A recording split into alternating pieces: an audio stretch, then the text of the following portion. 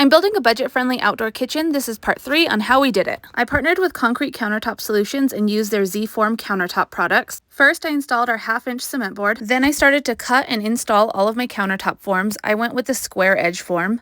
For the grill area, I didn't want an overhang, so I installed a piece of wood to keep the countertops flush there. Next, I installed the Z-clips with the fiber mesh to reinforce the countertops to keep them strong. This part was honestly so simple, and the mesh cut very easily with scissors. With the corners, it's really simple. You just use a piece of duct tape to keep the corners tight. Then it was time for the star of the show. We used the white concrete countertop mix, and this is definitely at least a 2-person job. I used a straight board to level out the mix as we poured, and I made sure to follow the instructions by going back and using the recommended floats. The best part was finally being able to remove the forms by just snapping them off. Once all the forms were removed, I've sanded and polished the tops of the countertops to get them a really smooth finish. I waited a week for the countertops to cure before I applied a sealer to help protect them. Follow along for part 4 and I'll show you how we installed these pavers.